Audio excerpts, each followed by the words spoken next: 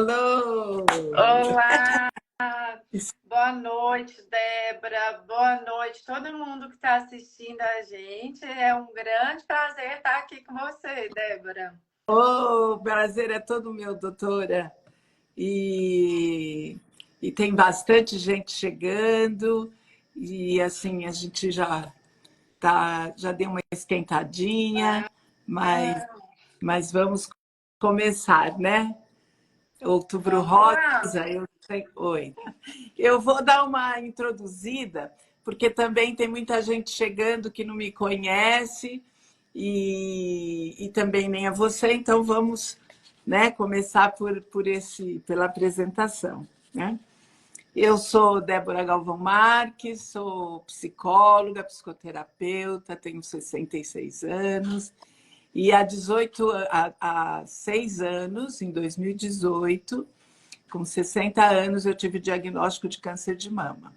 E desde então fiz todo o tratamento, fiz cirurgia, fiz químio, fiz rádio e hoje sou uma paciente oncológica em remissão, né? Tomo uma medicação todo dia que é uma hormonioterapia, né? Se assim eu posso dizer, ou se não, a doutora me corrige. E aí, desde então, eu me propus no Outubro Rosa, não só, mas especialmente no Outubro Rosa, falar dessa, né, eu não gosto nem de falar de doença, mas do câncer de mama, como uma possibilidade da gente poder falar disso, falar dos medos, desmistificar, trazer para perto, trazer olhares, né? E hoje a proposta é essa. Estou com a doutora Vivian, que é a minha médica, que é doutora Virankowski, oncologista em São Paulo. Ela tem criadora de um canal no YouTube, que é o Mundo da Oncologia, e coautora do livro Oncologia Integrativa, Um Novo Olhar para o Câncer, né? E é em cima disso, desse novo olhar, da saúde, que a gente se propôs hoje, em conversa, falar, para trazer esse novo olhar para o câncer, né? Que não é novo, mas que é importante a gente trazer ele mais para perto e conversar sobre, né? Porque quando a gente fala em enfermidade, em doença, né? Câncer, a gente já vai para a doença, para o fim, porque é um diagnóstico pesado, né? Não deixa de ser um diagnóstico assustador, né? Mas não é só isso, né? Tem É, muita. é só uma vírgula, eu costumo dizer, né, Débora? O câncer não é o final, não é um ponto final, ele é uma vírgula, né? E o câncer, ele pode trazer muitas outras curas, né? Quem consegue entender, né, esse aprendizado que essa doença traz, e eu digo essa doença porque eu falo para os meus pacientes, e já disse a você também algumas vezes, o câncer não é seu, você teve esse diagnóstico. E eu digo sempre uma outra coisa, a cura de um câncer inicial, o controle de uma doença quando ela é metastática, o remédio, a hormonioterapia, no caso, como você citou o exemplo, é apenas um fator. A cura completa, ela não está limitada ao remédio. E é exatamente sobre isso que a gente vai falar aqui, né? É esse o novo olhar, né? Esse é o novo olhar, porque a gente precisa olhar completamente para esse ser, né? Então, eu lembro quando eu tive o diagnóstico, de repente, eu virei para todos um tumor, um câncer. E foi muito importante eu resgatar, né, que eu não era só isso, que eu tinha outros, eu era Débora, eu tinha outras, vida, potência, trabalho, família, amigos, amores, né? Vida. E é desse lugar que a gente pode resgatar um novo tratamento se olhando por inteiro, né? Eu acredito exatamente nisso, Débora. E eu acho que quando você reduz um paciente a um câncer, você não está tratando de forma adequada. Porque a gente tem que ver todos esses fatores que vieram antes do câncer. O que, que veio antes dele? Como é que estava a mente? Como é que estava a alimentação? Como é que estava o estresse? Como é que estava o exercício? Como é que estavam os hábitos? Os hábitos também de pensamento, porque tem muita gente que acha que estilo de vida é só o que você come, mas também o que você pensa. Então, o que que veio antes? Isso a gente fala não para a pessoa se culpar, não é nada disso. É para ela dar um restart. Para ela falar, peraí, algo aconteceu. Eu preciso reiniciar, né? Restartar o meu caminho. O que, que eu preciso mudar daqui para frente? Então, eu digo que é um olhar integral, onde eu nunca olho o câncer, eu olho o paciente que está naquele momento com o câncer. E para que essa cura seja completa, a gente tem que olhar tudo, né? Desde a autoestima, né? Porque quando a mulher faz o tratamento do câncer de mama, às vezes ela não se reconhece, principalmente nos primeiros anos, ela não entende essas mudanças tão abruptas. Então a gente tem que pegar nos detalhes, porque a cura está nos detalhes e a beleza está na jornada. Isso para tudo na vida, né? Não só nessa, que também é uma jornada bonita e com muitos aprendizados, se você se propõe a entrar nela com a alma, né? Exatamente, porque é um processo, né? Então, esse lugar que você fala de um recomeço é exatamente um momento de se reconectar e perceber o que é que está acontecendo e aonde é que você se perdeu, né? Na tua funcionalidade, né? Porque assim um modo de ambiente que vai trazendo e um modo de um padrão que você vai começando a viver, que vai te tirando da funcionalidade do vivo, da potência do vivo, né? Então, esse é o lugar mais importante de se perceber. Hoje, por exemplo, pode ter muita gente que está nos ouvindo e que está recebendo esse diagnóstico, que está com ele, né?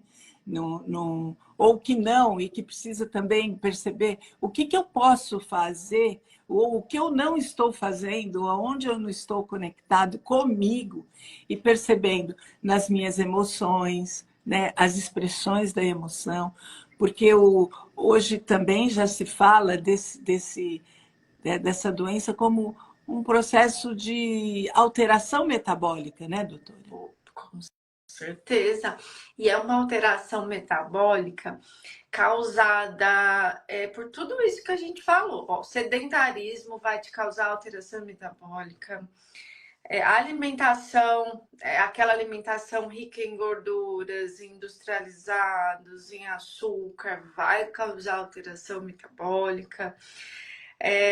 Outra coisa, o seu pensamento também vai, porque quando a gente fica nervoso, estressado, te vai aumentar o cortisol, né, no nosso corpo. O cortisol por si só, né, vai aumentar a adrenalina e cortisol. Aí ele vai lá, vai baixar a nossa imunidade. Com isso, o nosso corpo, o nosso sistema de vigilância, que é nosso sistema imunológico, fica menos atento. E aí sim, com a imunidade mais baixa, os oncogenes podem se tornar ativos. Então, pessoas com padrão de pensamento também negativo, pessoas depressivas, pessoas ansiosas, é um fator de risco para o desenvolvimento de câncer. Aqui eu não estou falando só de câncer de mama. Mas vejam bem, né? Não é isso unicamente que vai causar um câncer, é isso e mais múltiplos fatores acumulados. Então, é a tristeza, é a depressão, é a ansiedade, junto com o sedentarismo, com o tabagismo, ou com a bebida alcoólica em excesso, ou com uma alimentação equivocada, ou com uma tendência genética. Eu vejo muito na minha prática pessoas que tiveram perdas né? Às vezes faleceu filho, marido, as pessoas passaram pela experiência do luto e 3, 4 anos depois, às vezes desenvolvem um câncer, na grande maioria das vezes de mama. Eu já vi isso diversas vezes em meu consultório. Então, isso está em íntima relação, isso é metabólico. Se vocês acham que isso que eu estou falando aqui, que Débora vai falar também, é algo misterioso, não. As nossas emoções, os nossos pensamentos levam a alterações endócrinas. Vou dar um exemplo aqui muito claro e muito simples. Quando a gente está com fome, a gente pensa numa comida que a gente gosta, a gente pensou só, a gente já começa a salivar. Como é que o meu pensamento fez as glândulas salivares secretarem a saliva, não é? Com o nosso pensamento é a mesma coisa. Se eu estou carregada de pensamentos negativos, eu vou assim produzir hormônios que são maléficos para o meu organismo, né? Então, estou dando exemplos bem simples para a gente conseguir contextualizar isso. E é tão interessante isso que você está trazendo, porque assim, o pensamento e as emoções, quando elas entram num padrão que não tem uma expressão, na verdade, elas não têm um movimento de poder se expressar e vai ficando, e vai acumulando, e vai trazendo um sufocamento mesmo, né? A ponto de você poder entrar num lugar de resignado. E quando a resignação entra, né? E aí eu acho que vamos passando por todos os órgãos e tudo e chega no nível celular, é aonde a célula começa a indiscriminadamente, porque ela precisa ter ainda buscando vida, né, a se multiplicar enlouquecidamente. Mas ainda é um movimento de busca de funcionalidade de vida. Então, é muito importante que a gente possa começar a olhar para a nossa funcionalidade, para o nosso como na vida, né? O que é que a gente está abafando ou não tem conexão ou não entra em contato e que vai ficando e vai ficando e vai ficando e que vai deixando a gente encolhida, né? E nesse encolhimento não volta para uma expansão, para uma pulsação de vida, né? E mesmo já com o diagnóstico ou no tratamento, a gente pode resgatar essa pulsação, desde que tomamos a rédea novamente desse lugar, né? E se movimente para essa expressão, para esse terreno ficar mais vivo, mais num caldo menos oxidado, né? Mais oxigênio. E eu ouvi isso de você falar de murchar. Eu ouvi de uma paciente bem jovem que eu tratei há alguns anos atrás, que ela dizia para mim, doutora, antes de ter esse diagnóstico do câncer, eu estava me sentindo murchar pela vida. Eu estava murcha, né? E aí vem a questão, não se deixe murchar pela vida, floresça onde estiver. Porque problemas, estresses e coisas que podem nos murchar, a gente encontra todos os dias. E a gente tem que fazer exatamente o contrário, que é isso que a gente vai propor aqui nessa live para vocês, o que vai nos revitalizar. Tem coisas que murcham, tiram a nossa energia e que com o passar do tempo pode fazer com que nós desenvolvamos doenças crônicas. E o câncer nada mais é do que uma doença crônica, uma doença típica do envelhecimento da população, dos hábitos, enfim, doença crônica. E como é que então que a gente precisa mudar esse nosso padrão, as nossas crenças limitantes para evitar essas doenças crônicas e não só o câncer, doenças autoimunes, diabetes, pressão alta, tireoidite, assim, aqui tá tudo interligado, né, isso que a gente tá falando, né? Não se deixe murchar pela vida, essa é uma fase, assim, que eu acho que a gente pode desenvolver sobre ela. E para não se deixar murchar na vida, a gente precisa se conectar né, voltar para a gente, fazer esse movimento de saber de si, né? De começar a se ouvir, a se identificar, a discriminar e, principalmente, a expressar. Né? Porque a gente vai congelando num padrão e vai encolhendo, né? Então, é aquela coisa, quando você tem um pé 39 e precisa estar num sapato 37, você vai ficar encolhida, encolhida, encolhida, né? Mas sem saber que você pode sair dessa forma, desse padrão, né? E muitas vezes eu noto que as mulheres, principalmente, não só as mulheres, mas aqui eu vou dar o nosso exemplo aqui da nossa live, que às vezes estão num casulo, né? Como se fosse uma borboleta, mas ainda não desabrochou. Então, ela tá apertadinha naquele casulo. Aquele casulo é apertado, machuca, mas parece confortável. Então, fazendo uma analogia com o ciclo de vida das borboletas, para que a borboleta possa voar, ela precisa passar por uma jornada de metamorfose, de transformação. E exatamente por isso que a borboleta é o símbolo da espiritualidade, da renovação da vida. Então, é quando a borboleta se permite romper o casulo.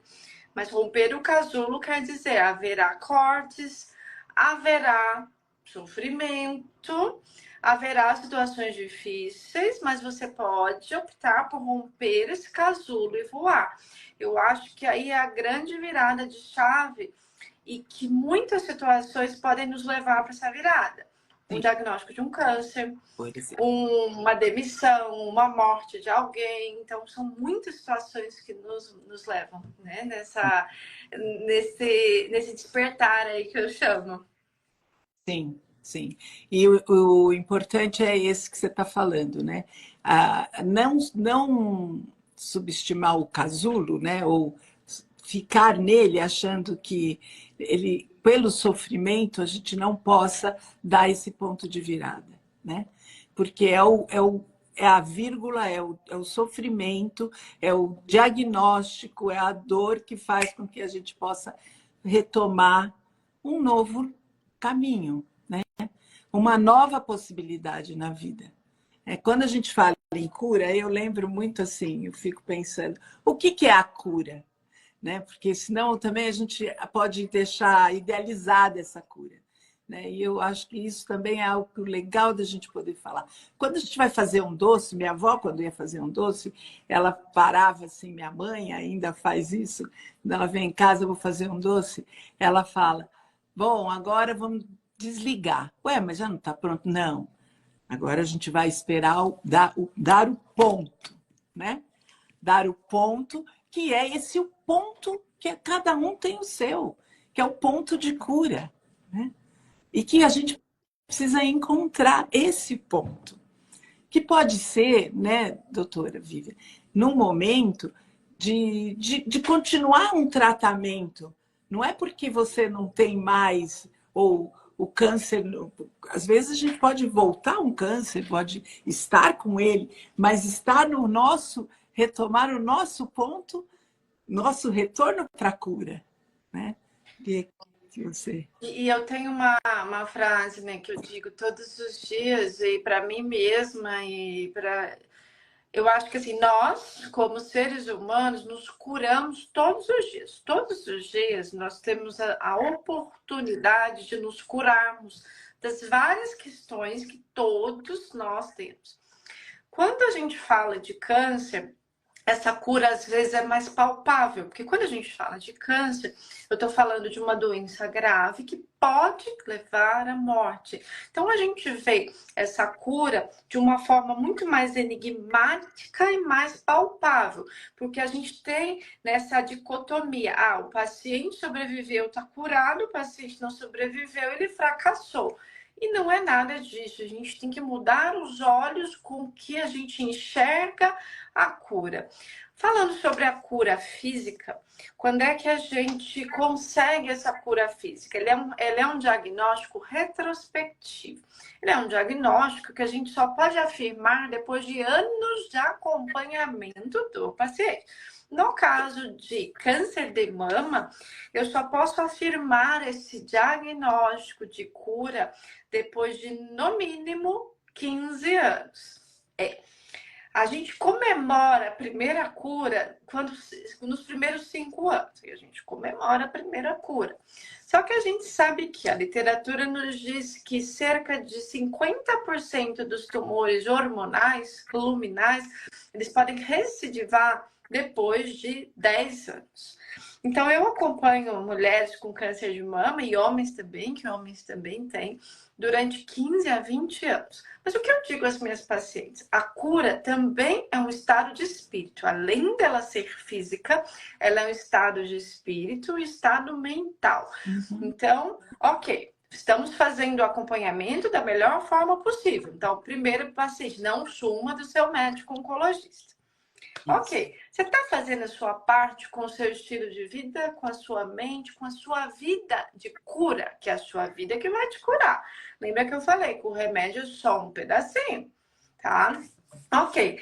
E aí depois a cura vai vir, então, esse diagnóstico com o tempo. Mas eu falo, sinta-se curada. Sinta-se curada. A cura começa aqui na sua mente.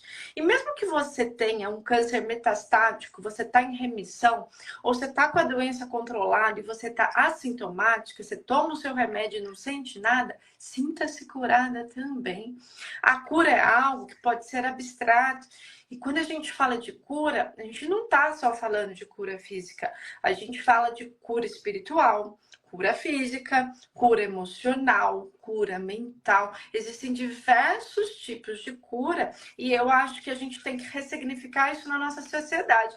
Tem tantas pessoas que estão doentes com câncer, estão muito mais vivas que pessoas que se dizem saudáveis, não é isso? Então, ressignificar cura e também olhar um novo padrão de cura para quem é metastático e a gente pode cronificar essa doença fazendo a pessoa, e você conhece, né? A gente tem até uma paciente em comum que tem um câncer metastático e vive a vida normalmente como se não tivesse. E hoje ela está muito melhor mentalmente do que antes. Então, ressignificar isso é importante também, né? Sim, sim. Porque não é o que, é o como você vive. Não é o que é, né? Não é o que você tem, mas é o como você vive e agora, né, doutora? Porque o que a gente tem é o presente, né? Então, se você no viver de hoje é que essa harmonia e essa situação de buscar o saudável, a funcionalidade que tem, não só na alimentação, na prática de exercício, numa meditação, numa expressão das suas emoções, se ouvir, se identificar, buscar prazer, né? Porque hoje a gente vive num condicionamento que gozar e ter prazer e buscar estar na vida com ela, com prazer, é muito difícil, né? Porque é tudo muito rápido, é tudo muito cortado, né? Então, esse é o lugar de saber como viver, né? E muitas vezes eu acho que a nossa sociedade, a gente com essas redes sociais e com tudo muito rápido, a gente está ficando muito superficial. Então a gente está buscando aqueles prazeres que vão dar algo fugaz pra gente, que vai liberar a dopamina rapidamente, que é aquela recompensa. A gente às vezes fica pregado em rede social, aquilo dá uma recompensa imediata. Só que, será que eu estou pensando no que me dá uma recompensa mais duradoura? Né? Então tá bom. Será que se eu fizer uma meditação e eu criar um hábito de meditar, será que com o tempo eu não vou ficar mais calmo, menos ansioso, meu sono vai ser melhor, eu vou pensar mais antes de falar? É uma recompensa a médio, longo prazo. Será que se eu fizer exercício físico, né, eu já tenho a recompensa imediata que vai aumentar a endorfina e serotonina. Mas quem não está habituado vai demorar um pouco a sentir esses efeitos no organismo. Mas será que a médio e longo prazo eu não vou ter uma recompensa? Só que se a gente parar e ficar buscando só recompensas imediatas numa sociedade superficial, sinceramente a gente não vai chegar a lugar nenhum. Porque recompensas na vida, aquelas que valem a pena, requerem esforço também, né? Processo, né? Porque esse tipo de recompensa que a gente hoje está muito acostumada, que é o mercado que diz, né? Então, hoje é assim, eu vou me satisfazer, sei lá, comprando uma roupa, assim, comendo isso, quer dizer, o mercado que te induz, né? Ele está muito mais a serviço da disfuncionalidade, de te tirar desse lugar do vivo, da conexão consigo, do que realmente proporcionar e promover saúde, no sentido da palavra, né? Que é tá na sua potência, na sua. Quando eu falo potência, eu falo na sua grande possibilidade real, né? E não idealizada, não projetada, porque senão a gente vive um projeto de ser, um projeto de pessoa, quando vou ter isso, quando vou ter aquilo, né? Quando isto acontecer, ou esta roupa me deixa assim, ou esse carro, enfim, são tantos, são tantas, né? E parece que é uma felicidade condicionada, né? O quanto a gente tem que ter essa felicidade ao acordar, que a gente precisa já começar com uma prática de gratidão, falar: meu Deus, obrigada, eu estou respirando. Hoje eu estou enxergando, hoje eu estou ouvindo bem, hoje eu estou andando. São coisas básicas, que são os pequenos milagres, né? Mas quando a gente não tem aquilo, aí a gente passa a dar valor. Vou dar até um exemplo meu. Uns 15 dias atrás, eu fui me despedir de uma paciente minha terminal no hospital. Ok. Aí lá no hospital eu peguei um rinovírus e fiquei surda dos 2 ouvidos. Aí eu comecei a falar comigo mesmo. Era algo simples, era uma virose, mas eu não estava ouvindo. Aí eu falei, gente, eu nunca tinha prestado atenção que a minha audição era tão importante. Por que será que a gente só presta atenção e agradece quando a gente perde? Que tal seria se a gente agradecesse sem ter que perder, não é verdade? E aí a gente passa a prestar atenção nos mínimos detalhes e a entender o funcionamento da vida, que é o hoje, né? E aqui, independente, tem pessoas aqui que, como disse, tratam cânceres metastáticos, não tem essa oportunidade de usar tecnicamente a palavra cura na forma absoluta, física, mas vivem se curando todos os dias porque dão um verdadeiro valor à vida, a essas pequenas coisas, né? Porque a vida é o que você faz nessa jornada, né? E se você não está no presente, se você não está nessa jornada atual, você sempre vai condicionar a sua felicidade no futuro. Quando você tiver, você nem sabe se você vai chegar lá no futuro. Exato, exato. Porque, assim, ter um diagnóstico, eu acho que esse é um lugar bastante importante da gente falar também, é um ponto, o câncer e outras doenças, né, que traz um lugar da finitude, que é o que a gente sabe, mas que a gente nunca para viver, né? E nem para pensar na nossa grande impermanência, que é isso, né? Então, é o que nem Conceição está dizendo. Então, a gente fica no se acontecer, no se... E acaba não percebendo que a vida é finita, é a nossa única certeza. Mas quando chega esse diagnóstico, você, pô, é mesmo, tem um risco, tem uma ameaça, né? E aí sim é o momento, né, dessa grande, como você disse, né, dessa vírgula, de poder retomar a vida desse lugar do presente, do que eu posso viver hoje e como eu posso viver hoje, honrando, gratidão, com gratidão, né? e o melhor que eu posso estar, como eu posso, né? O meu melhor nesse lugar de hoje, né? E assim, hoje eu vou contar também uma outra história aqui para vocês, porque a gente vê que eu sou oncologista, fiz residências mil, fui para os Estados Unidos, enfim, isso é a parte técnica. Mas a parte humana é outra coisa completamente diferente. E eu acredito, eu sou médica técnica, mas eu acredito em milagres. E hoje eu presenciei um deles, um dos maiores que eu já tinha visto assim na vida, né?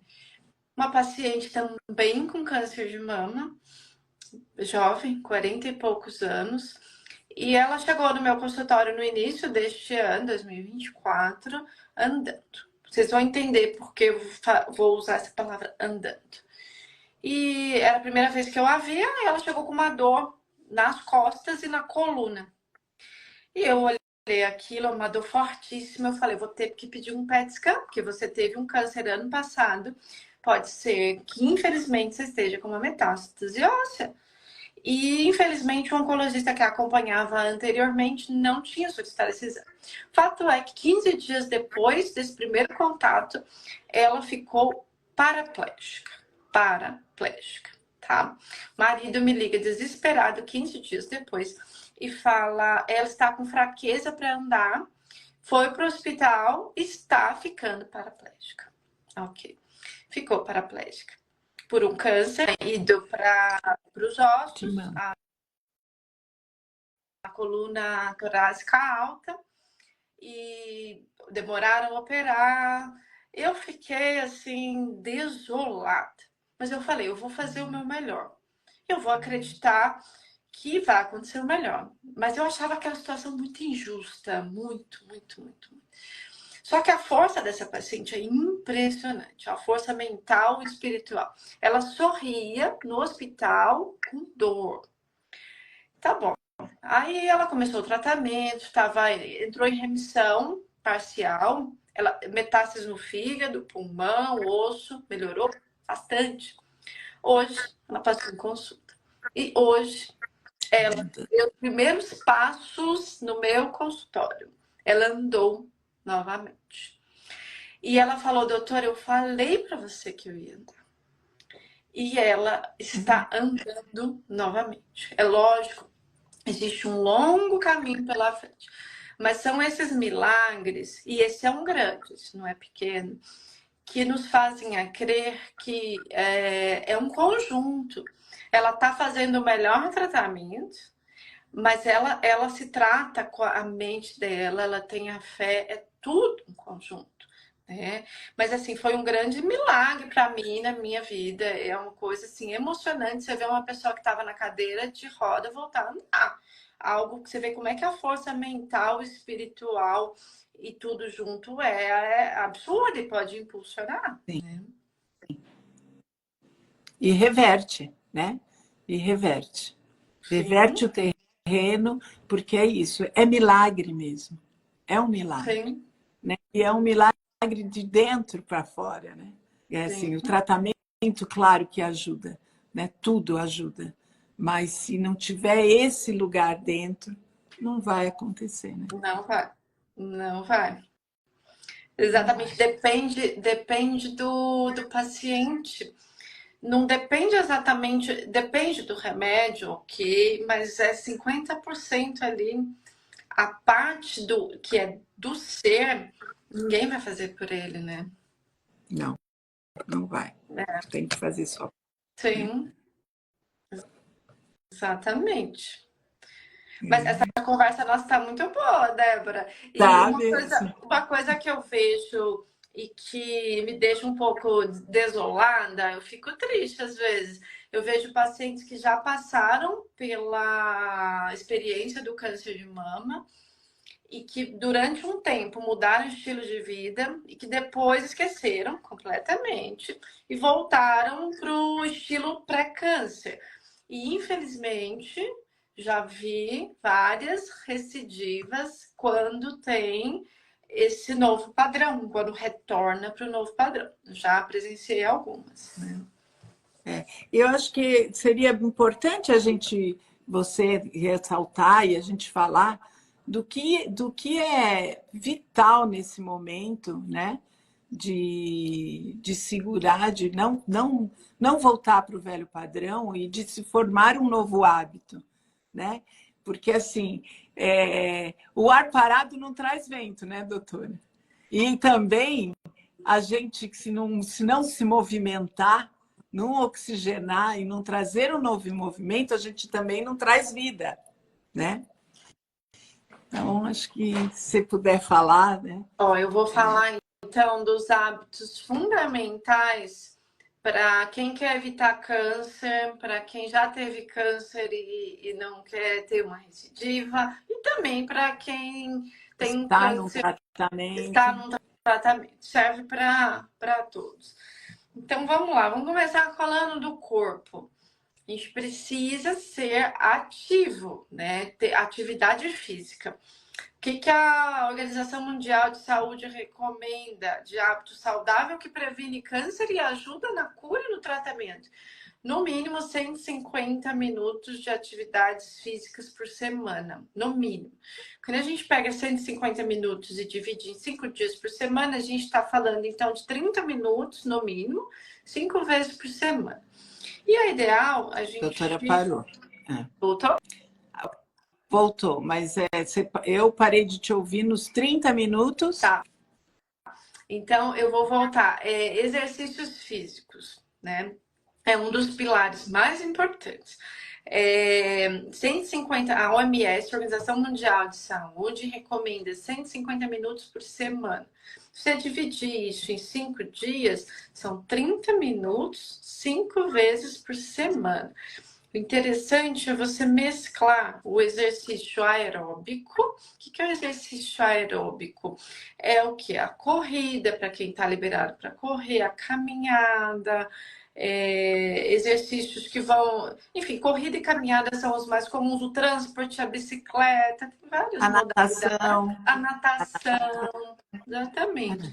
Mas você mesclar isso com uma atividade para ganho de massa muscular, de resistência, que pode ser musculação, que é a melhor delas, que pode ser um treino funcional, que pode ser um pilates. Então, é ideal fazer as duas modalidades.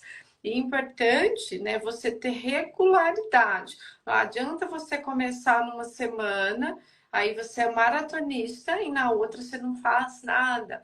Então, ter regularidade. Então, esse é o passo número 1.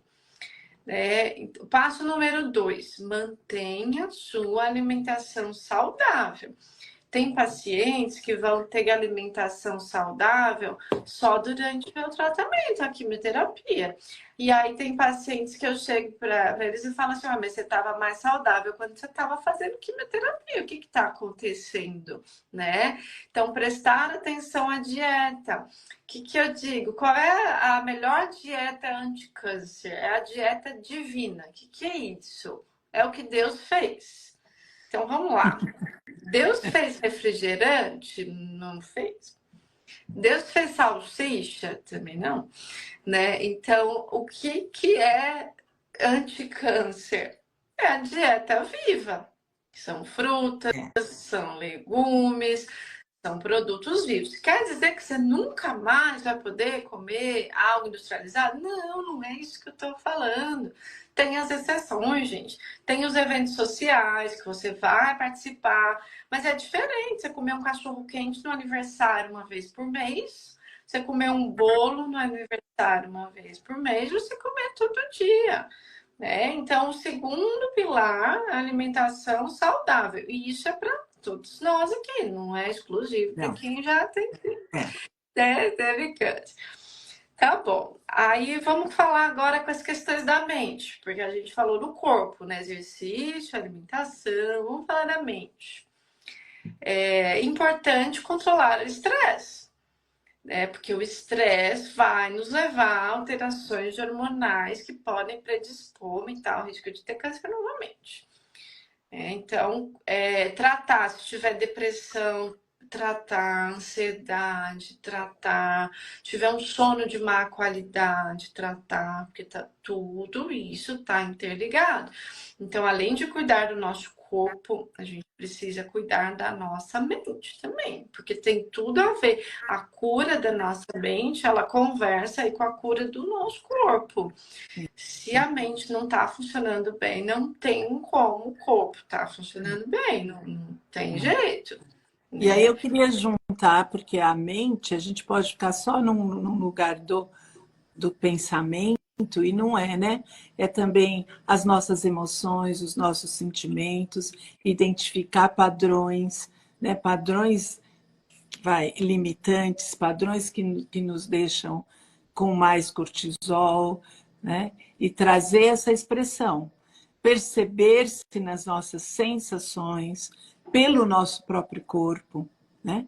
Que é no corpo que a gente percebe as sensações, né? Olhar e ver, como você falou, escutar, ouvir e se escutar, né? Dar limites, enfim.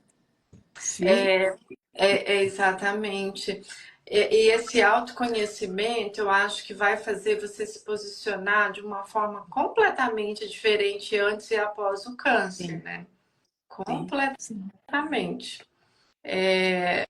Mas assim, como hábitos que você me perguntou, eu acho que tá muito relacionado ao corpo em movimento, que a gente falou bastante, ao que entra pela sua boca, né? Que Hipócrates, pai da medicina, dizia, né? Que o teu alimento seja o teu remédio. E o que você pensa? E aqui, aí, só que a parte que a gente pensa é muito maior do que tudo, do que o exercício, do que o alimento, e a parte mais difícil também. Não é à toa que a gente está aqui falando sobre É, isso, porque a por parte que a isso. gente pensa é infinita. A gente tem que pensar desde tentar mandar embora os pensamentos negativos, a trabalhar com as nossas crenças limitantes, a colocar limites, né? Então, eu digo que você precisa se aprofundar dentro de você mesmo, no seu ser, que é esse autoconhecimento é que vai trazer essa consciência do que esse amadurecimento que você precisa para a sua vida e para você não deixar chegar num ponto de estresse, algum ponto assim de que você está mesmo estafado e porque você pode ficar doente. Então, e assim, e o câncer ele vem muito desse lugar de Vem. você se permitir ser roubado a sua energia, né? Sim, sim. Porque, assim, como diz a Sula aqui, a Sueli, somos uma unidade, né? E é aquele lugar que eu falei lá no começo, que quando a gente começa a ficar nesse padrão e sem movimento, e vai se encolhendo, vai para um lugar né, do encolhimento e da resignação. E aí essa energia é roubada, né? Então, aonde a gente vibra também, porque também somos um ser de vibração, é muito importante, né, doutora? Com certeza. E aí eu vou dar uma dica aqui que eu até uso para mim mesma, porque às vezes a gente se pega sufocado pelos milhões de atividades que a gente tem que fazer. Parece que a gente vê o dia sugando a gente, tentando tirar a gente do foco, né? Mas aí a hora que você percebe isso, você fala, opa, peraí, vamos centrar aqui de novo, deixa eu me conectar comigo. Aí você começa, a Vivian pensaria isso? Não, ela cansada talvez, ela conectada não.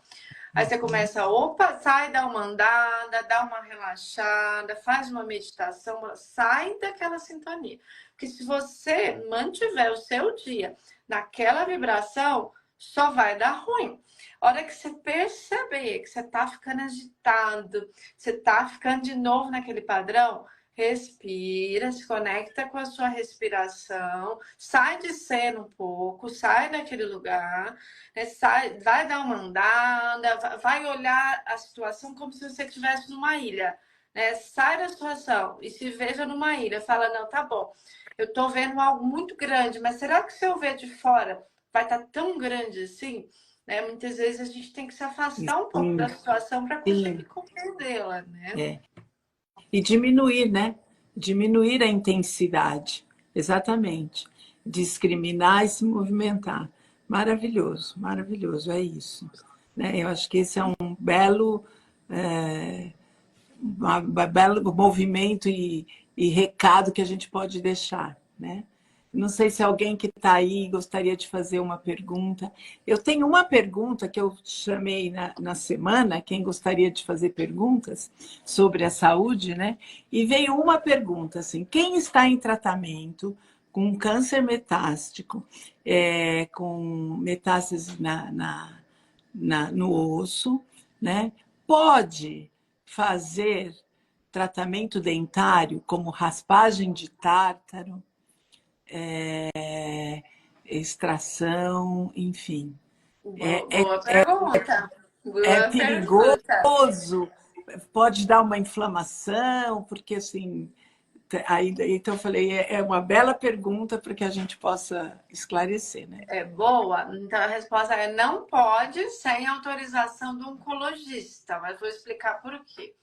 Então vamos lá. Quem tem metástase no osso precisa usar medicamentos que vão prevenir fraturas patológicas. Porque quem tem uma metástase tem o maior risco de que o osso se quebre, né? E tenha uma fratura espontânea. Então, nós usamos 2 remédios principais. Vou citar o nome deles aqui, tá, gente? Mas sempre que eu cito medicamentos aqui, não tem nenhum conflito de interesses e eu não estou prescrevendo para ninguém, tá? Então, tem 2 que a gente usa, que é o ácido zolendrônico e o denosumab. Então, pacientes com metástase vão ter que usar algum desses 2 para proteger de fratura. O fato é que esses medicamentos podem causar necrose do osso da mandíbula em 2% dos pacientes. Então, se o paciente vai lá no dentista desavisado e faz uma extração do dente tomando esses medicamentos, pode não cicatrizar. Então, não pode ir no dentista se você está fazendo tratamento oncológico e com medicamento para metástase no osso sem a autorização do seu oncologista. E quando o paciente, então, está tomando esse remédio, doutor, e precisa ir no dentista, o que faz? Não faz? Não, não é dessa forma. A gente suspende por um tempo o tratamento, manda o paciente para um dentista especializado, que tem, né, a experiência com pacientes oncológicos. E aí a pessoa vai fazer o implante lá que ela precisa, só que aí vai ter um laser para cicatrizar, vai ter todo o preparo que um paciente que não está tomando a medicação não precisa ter, tá? Tá, ótimo. Muito bom, muito bem Mas se tiver mais dúvidas aí, podem perguntar. Pode escrever, pode perguntar que estamos para isso aqui. Mas... O que mais, Débora? Conta aí mais dúvidas para mim que eu gosto de responder. Se você pensar alguma coisa que seja interessante aqui para a gente comentar. Então, por exemplo, eu acho que tem uma coisa fantástica que eu vou até mostrar o livro, né, que você é coautor e que traz assim bastante benefícios, por exemplo, da acupuntura, né? Muito, principalmente, Débora, para quem faz uso de hormonioterapia. Porque a gente Olha aí a sabe pergunta que... com relação à terapia de reposição hormonal.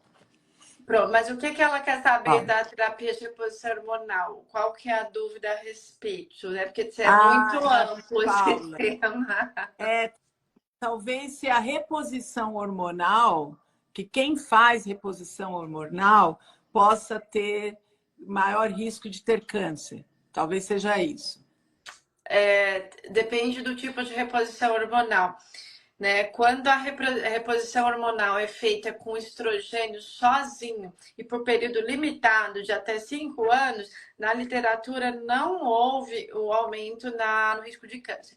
Porém, quando a reposição hormonal foi feita com estrogênio e progesterona, houve sim um aumento do risco de câncer, né? Mas daqui a terapia de reposição hormonal não é contraindicada, mas tem que ter cuidado. Para quem ela é indicada?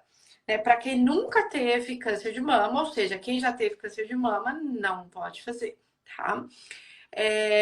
Para quem não tem, principalmente história pessoal de câncer de mama. Para todas as outras situações, vamos supor, por exemplo, se a pessoa teve caso de câncer de mama na família, mas ela mesma não teve, não é contraindicado, mas tem que se escolher o hormônio adequado, o período adequado de tratamento.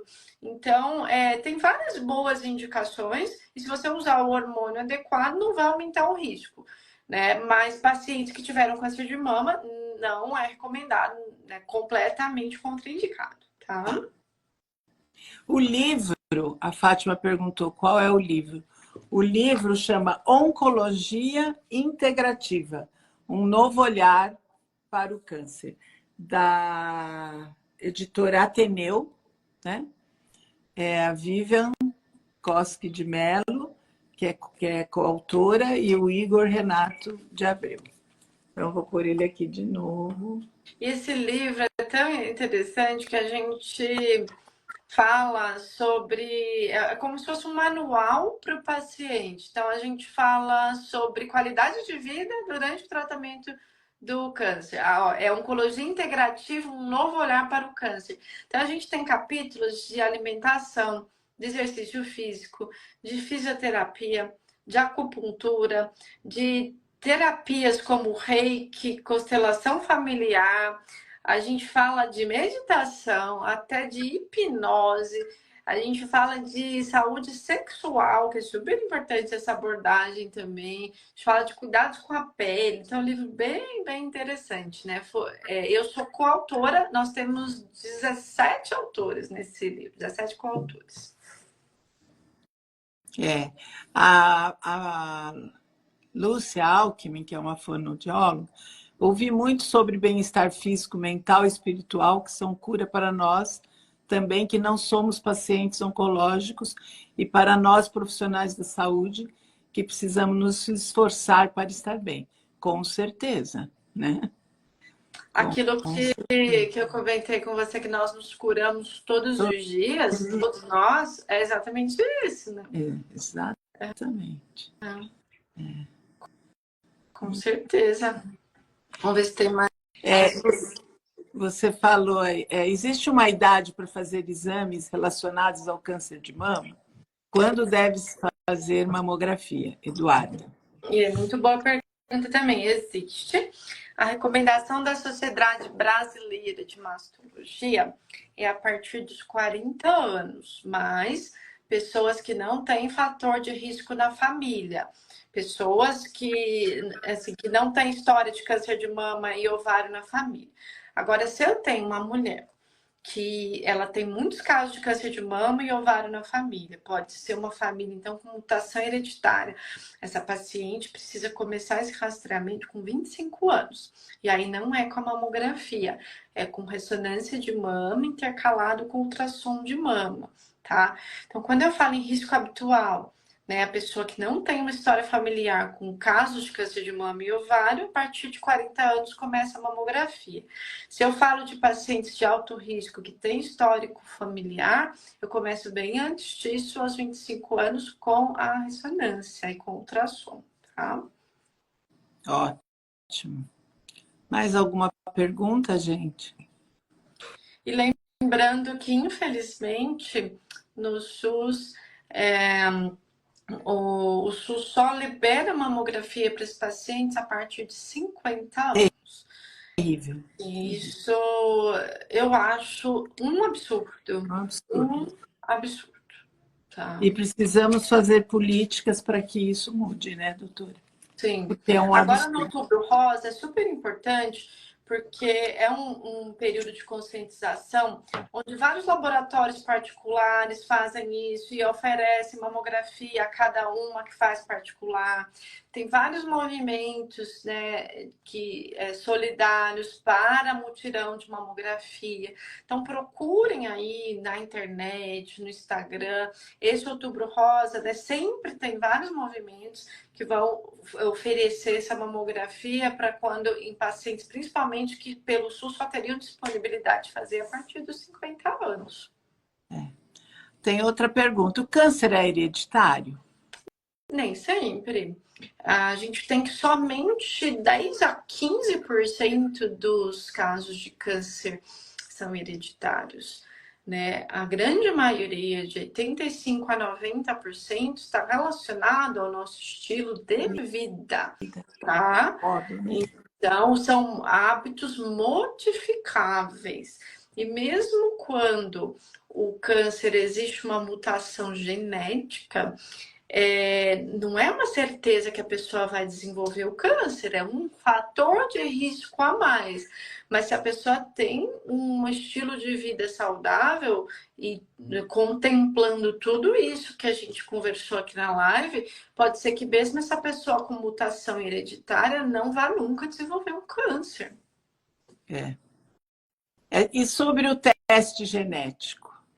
O que ela quer exatamente saber sobre o teste genético? Faça uma pergunta mais específica sobre o teste genético, está um pouquinho amplo. Marisa, o que você quer saber sobre o teste genético? Se ele traz mesmo uma tendência ou porque, enfim, se é importante fazer, né? Porque hoje está todo mundo querendo...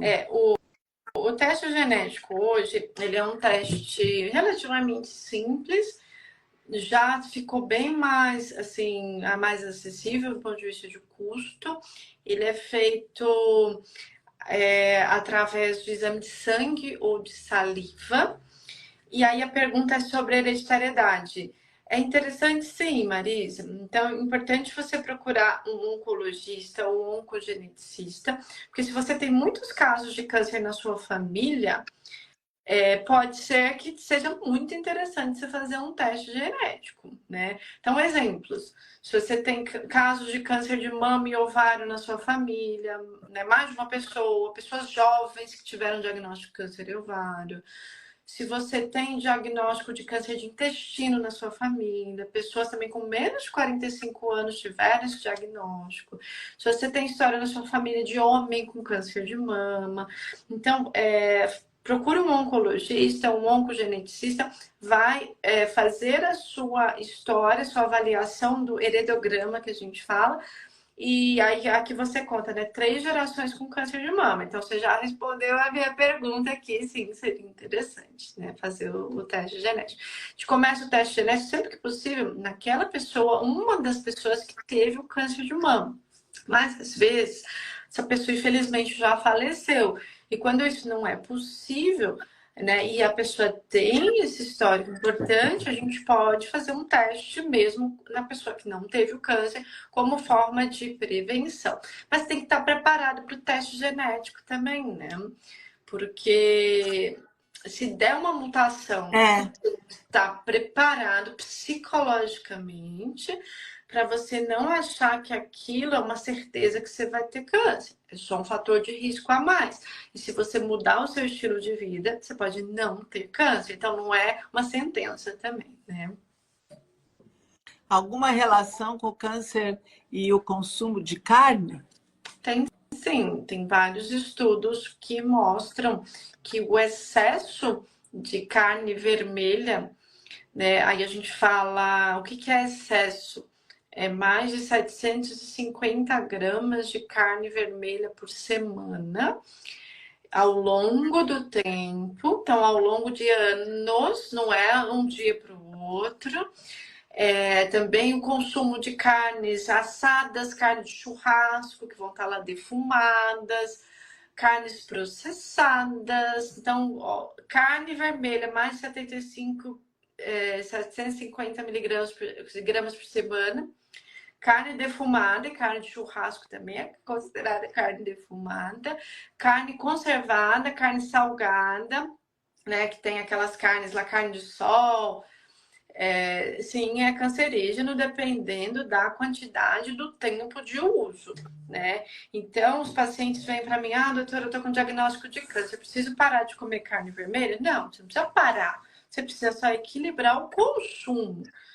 Aqui está relacionado à quantidade que você come. E o consumo de açúcar também é péssimo.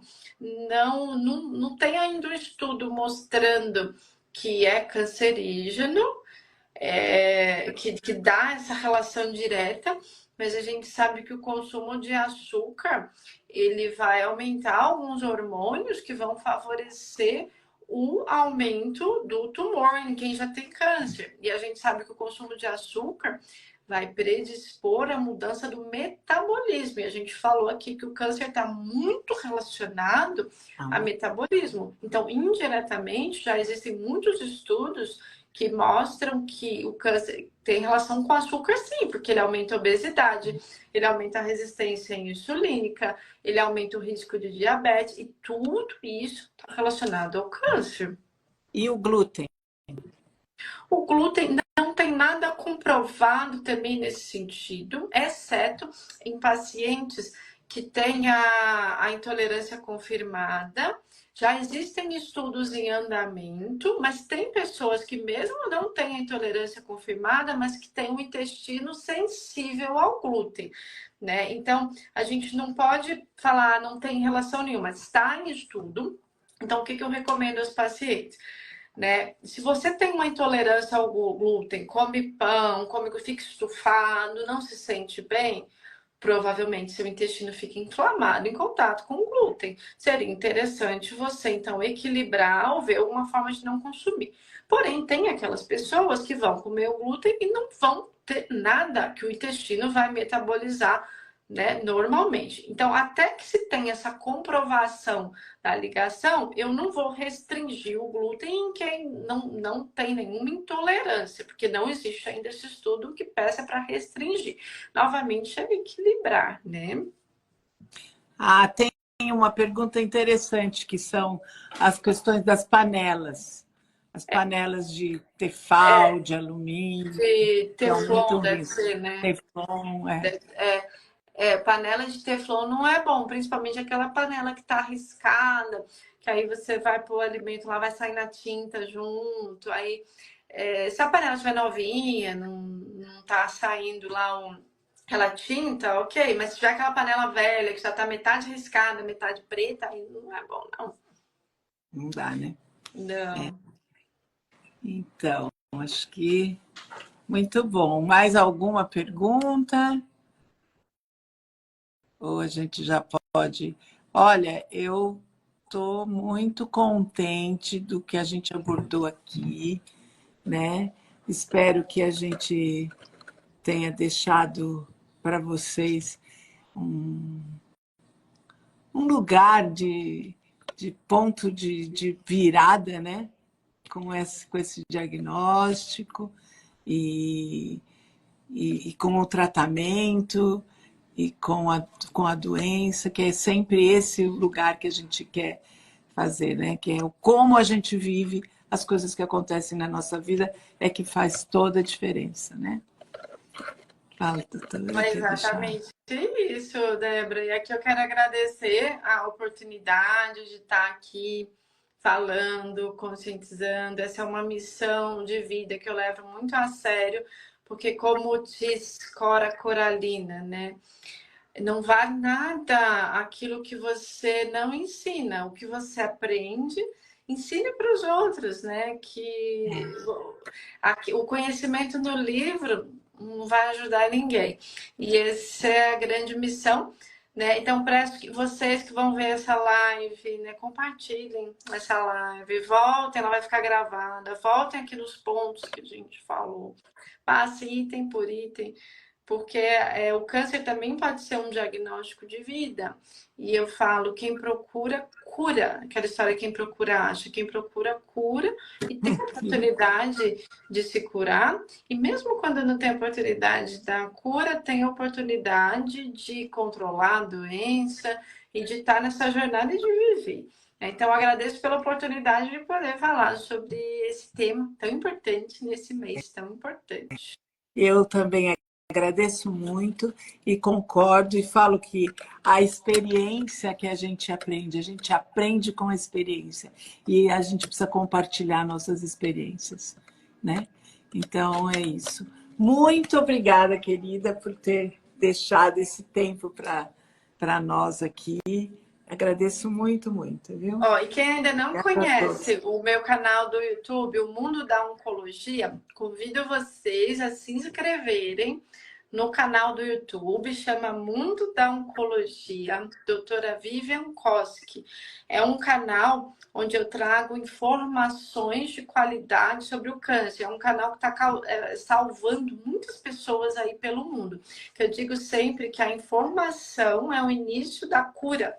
Então sigam lá o canal Mundo da Oncologia e compartilhem também para outras pessoas, né, que vocês possam ajudar outras pessoas. É importantíssimo, porque ela é muito clara, como vocês viram, e tudo muito disponível a todo tipo de informação. Então, além disso, né, sigam também no Instagram e no YouTube. Né? E eu vou deixar aqui também, depois vou pôr uma foto do livro, que é muito, muito esclarecedor. Tá bom? Obrigada, Então. gente. Ótima noite a todas e gratidão por ter estado aqui. Obrigada, muito, muito obrigada. Viu? Vamos lá, nessa missão. Exato. Tchau, Tchau. querida. Obrigada. Tchau, tchau. Boa noite.